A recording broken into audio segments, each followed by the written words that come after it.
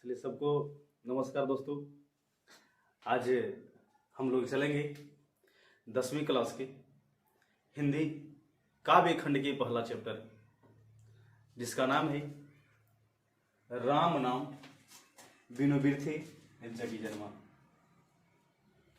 ये जो पाठ है वो कवि गुरु नानक के द्वारा लिखा गया है और ये काव्य बहुत ही सुंदर और आसान भाषा में लिखा गया, जिसमें गुरु नानक ने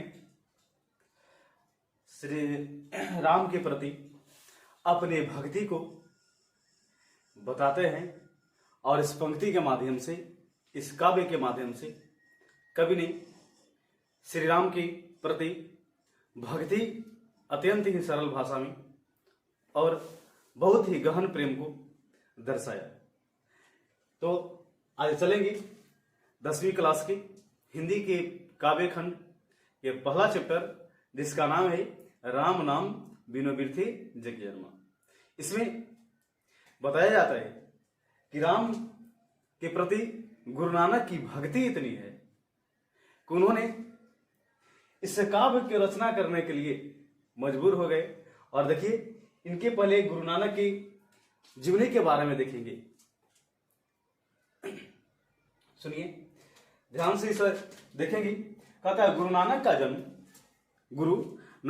जन्म 1469 ईस्वी में 1469 ईस्वी में पाकिस्तान के लाहौर जिला, पाकिस्तान हम लोग जानते हैं कि आज अलग है, लेकिन 1469 अर्थात आजादी के पहले भारत और पाकिस्तान एक ही में था, जो आजादी के बाद अलग हो गया। तो इनका जो जन्म है सन 1469 ईस्वी में पाकिस्तान के लाहौर जिला के तलवंडी ग्राम में हुआ था। इनका जन्म पाकिस्तान के लाहौर जिला के तलवंडी ग्राम में 1469 ईस्वी में हुआ था। चलिए आगे चलते हैं। इनकी जो जन्म स्थान है, इनका जन्म स्थान नानकाना साहब कहलाता है। इनका जन्म स्थान नानकाना साहब कहलाता है। और इनके पिता का नाम कालूचंद खत्री और माता का नाम तृप्ता था। इनके पिता का नाम कालूचंद खन्नी और माता का नाम तृप्ता था। फिर से एक बार और रिपीट करेंगे। इनके माता का नाम तृप्ता और पिता का नाम कालूचंद खत्री था। और इनका जो सबसे इंपॉर्टेंट जो ऑब्जेक्टिव बनता है कि इनका जन्म स्थान नानकाना साहब, इसको नोट करेंगे थोड़ा बेहतर से, क्योंकि बहुत जगह है पूछा जाता है कि इनका जन्म स्थान नानकाना साहब कहलाता है। चलिए, इनके शादीशुदा थे। इनके पत्नी का नाम था सुलक्षणी। इनकी एक पत्नी थी जिसका नाम था सुलक्षणी, और ये निर्गुण भक्ति धारा के कवि थे। ये निर्गुण भक्ति धारा के कवि थे और इन्होंने वर्णाश्रम व्यवस्था और कर्म कांड का विरोध किया। वर्णाश्रम व्यवस्था और कर्म कांड का विरोध किया। पूछा जाता है एग्जाम में कि बताइए निम्नलिखित में कौन सा कवि वर्णाश्रम व्यवस्था और कर्म कांड का विरोध किया? तो आप मार दीजिएगा गुरु नानक। चलिए आगे देखें। ये भी बहुत इंपॉर्टेंट सेक्शन। ये जो कवि हैं, इन्होंने हिंदू मुस्लिम दोनों की समान धार्मिक उपासना पर बल दिया, यानी कि एक दूसरे से भेदभाव न करने पर ज्यादातर बल दिया। और इनकी जो हिंदी जो है वो ब्रज भाषा और खड़ी बोली, इनकी जो हिंदी है वो ब्रज भाषा और खड़ी बोली दोनों का मेल आता है। इनकी जो हिंदी में क्या क्या चीज का मेल आता है? ब्रज भाषा और खड़ी बोली। नोट कीजिएगा इसका भी कि इनका जो हिंदी में ब्रज भाषा और खड़ी बोली दोनों का मेल होता है। और इन्होंने पंजाबी और हिंदी में कविताएं लिखी। कौन ऐसे कवि हैं जिन्होंने हिंदी और कविताओं में कविता लिखी? तो आएगा गुरु नानक। चलिए, उसके बाद आता है कि सिख धर्म का प्रवर्तन किसने किया? सिख धर्म का प्रवर्तन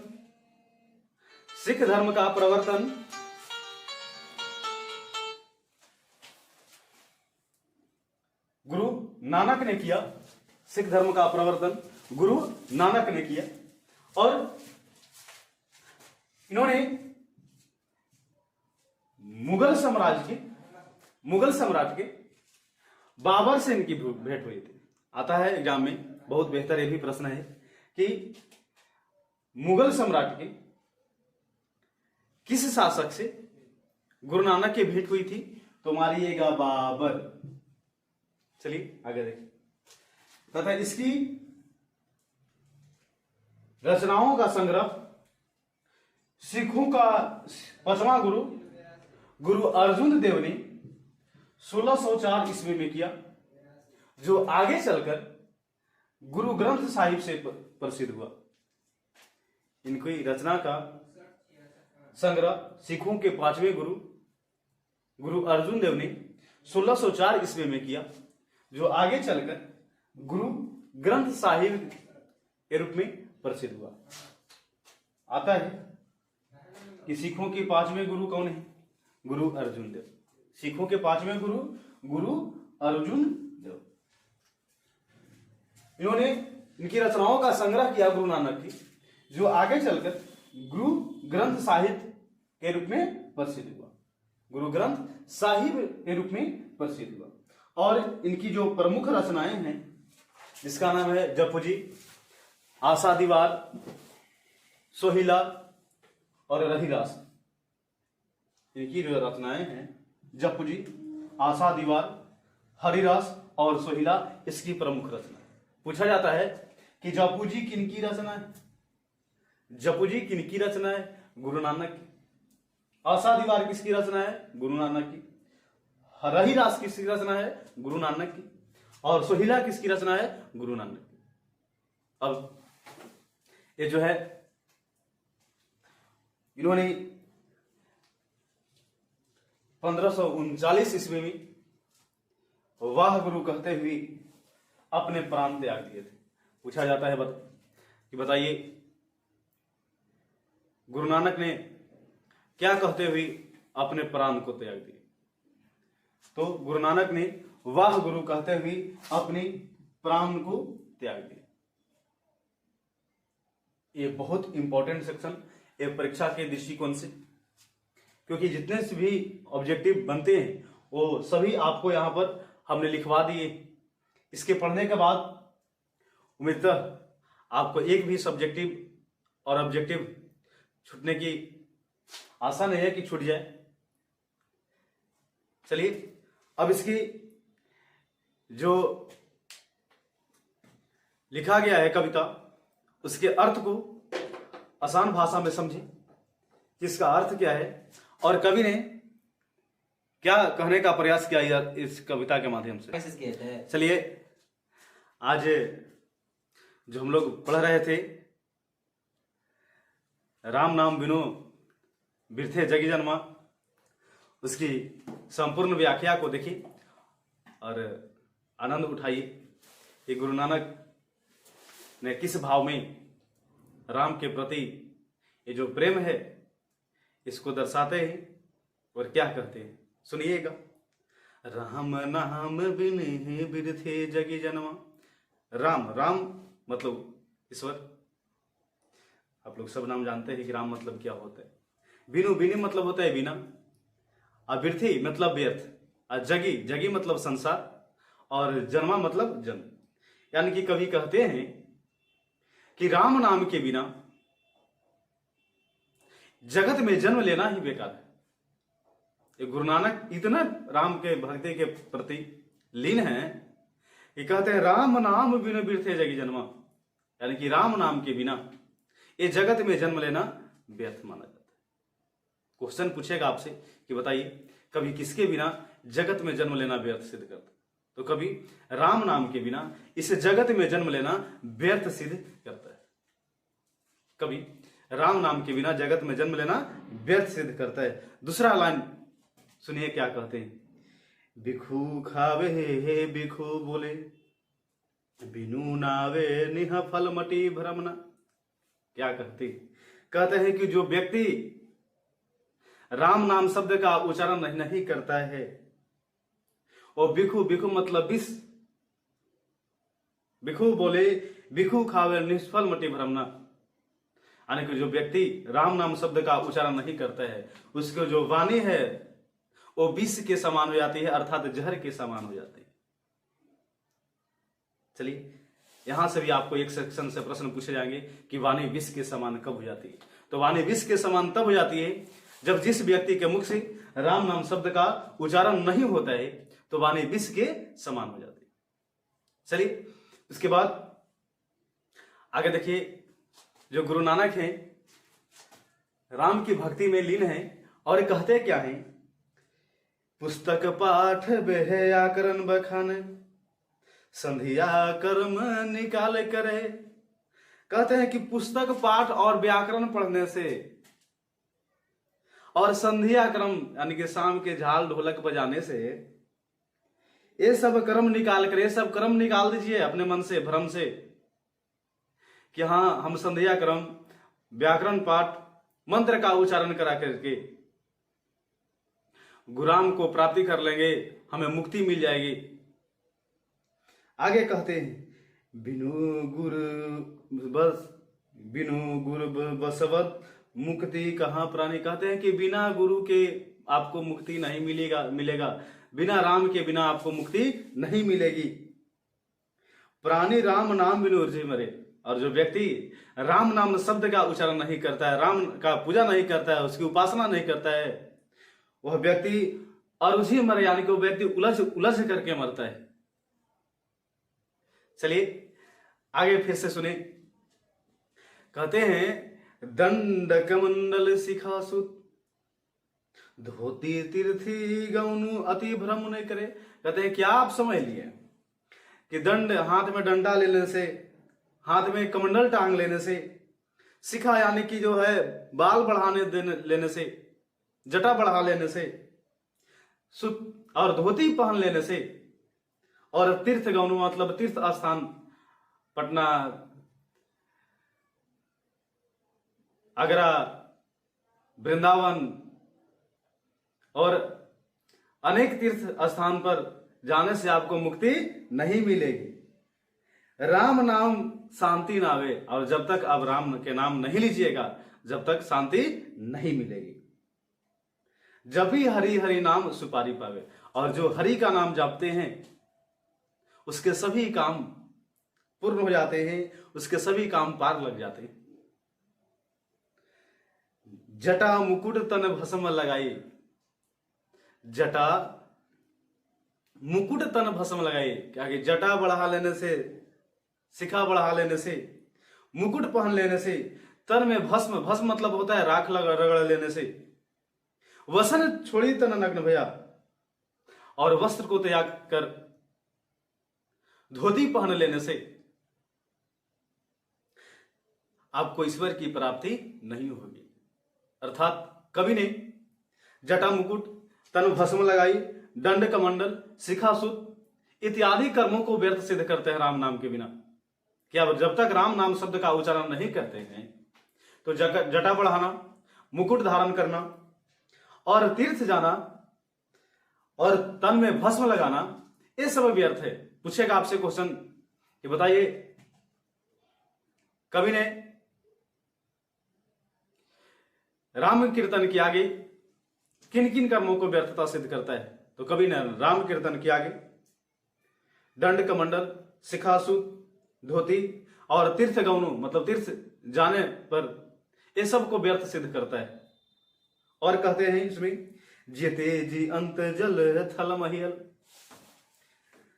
अत्र तत्व तू सर्व पिया। जो भी जल, थल और ये धरती है, इस पर जो राम है वो सभी जगह वास करते हैं।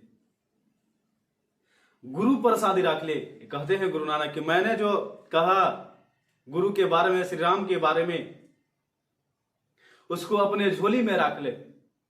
जन को हरिरस नामक झोली पिया, और ये हरिरस को, ये श्री राम के रस को, श्री राम के जो भक्ति को अपनी झोली में अपने पास रख ले।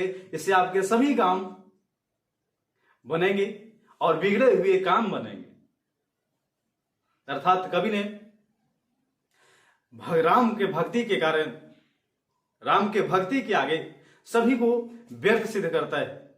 और कवि ने कहा है कि ऐसे ऐसे धर्म साधक हैं जो तन में भस्म लगाकर, वसन छोड़कर और जटा मुकुट बढ़ा करके सोचते हैं कि राम को प्राप्ति कर लेंगे, लेकिन ऐसा प्राप्त नहीं होने वाला। जब तक आप राम शब्द का उच्चारण नहीं कीजिएगा, उनके भक्ति में लीन नहीं रहिएगा, जब तक आपको मुक्ति नहीं मिलेगी। पूछेगा आपसे क्वेश्चन कि बताइए कवि ने अपने युग में कैसे कैसे धर्म साधना के रूप देखे। बताना है कि कवि ने अपने युग में जटा मुकुट, तन भस्म लगाई और नग्न किया, मतलब अपने वस्त्र को त्यागने वाले धर्म साधक के रूप में देखिए। इसके बाद हम लोग ये दूसरा स्टेंजा है, और ये जो दूसरा स्टेंजा है इसका जो नर दुख में दुख नहीं माना है, सुनिएगा क्या कवि इसमें श्री कृष्ण के बारे में बताते हैं कि श्री कृष्ण क्या है। और देखिए क्या कहते हैं कि जो नर दुख में दुख नहीं माना है, कि जो व्यक्ति जो है दुख में भी अपने आप को दुखित नहीं समझता है, दुख में भी अपने आप को अकेला नहीं समझता है। जो नर दुख में दुख नहीं माना है, सुख असनेह अर्जुन भय नहीं जाके कांचन माटी जाना। और उस जो व्यक्ति दुख में भी दुख नहीं मानता है, सुख असनेह अर्जुन भय नहीं, और सुख को, असनेह को अपने अंदर नहीं लगाता है, भय नहीं जाकर अंदर डर नहीं रखता है, और कंचन माटी जाना है। जो व्यक्ति कंचन मतलब होता है सोना, सोने को भी मिट्टी के समान समझता है, नहीं निंदा नहीं स्तुति, और नहीं किसी से निंदा करता है, नहीं किसी से ईर्ष्या करता है, लोभ मोह अपमाना, नहीं किसी से लोभ रखता है, नहीं अपने आप में अंदर अभिमान रखता है। हर्ष सुख देते रहो निराशो ना ही मान अपमाना, और हर सुख दुख में अपने आप को संभाले रखता है, ना ही मान अपमाना, और ना ही किसी के मान और अपमान करता है। आशा मनसा सकल त्यागी जग ते रहो निराशा, और अपनी आशा को, सकल को त्याग कर जग से निराशा रहता है। काम क्रोध यही पर से नहीं, और जे काम क्रोध में लोभ नहीं रखता है, काम क्रोध और लोभ न करता है। उसके घट घट मतलब हृदय, उसके हृदय में ब्रह्म निवास है, यानी कि हृदय, उसके हृदय में ब्रह्म का निवास होता है। पूछेगा आपसे क्वेश्चन बहुत इंपॉर्टेंट कि कवि के दृष्टि में किन व्यक्तियों के हृदय में ब्रह्म का निवास होता है। तो कवि के दृष्टियों में वैसे व्यक्ति के हृदय में ब्रह्म का निवास होता है जो दुख में दुख नहीं मानता है, और सोने को भी मिट्टी के समान समझता है, अर्थात सभी वस्तुओं को एक समान समझता है, और नहीं किसी से लोभ निंदा स्तुति और काम क्रोध में उपासना रखता है। वैसे व्यक्ति के हृदय में ब्रह्म का निवास होता है। चलिए आगे देखिए, कहता है क्या, गुरु कृपा जही नर पे, कहते हैं गुरु की कृपा जिस नर पे, जिस मनुष्य पर है, किन्हीं तीन युग पिछानी, वह व्यक्ति तीनों युगों से पीछे नहीं हो सकता है।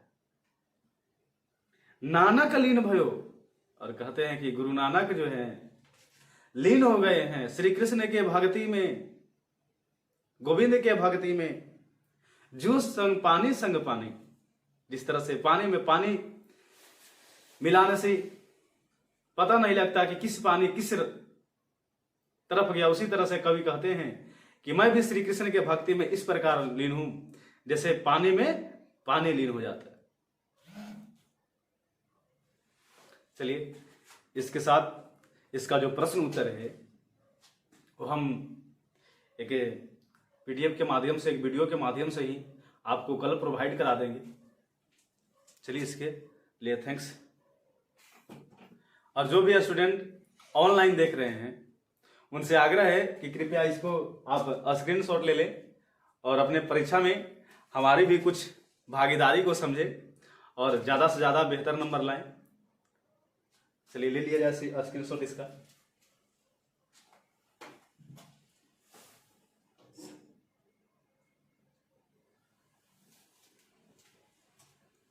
चलिए बाकी जय हिंद, फिर मिलते हैं नेक्स्ट वीडियो में।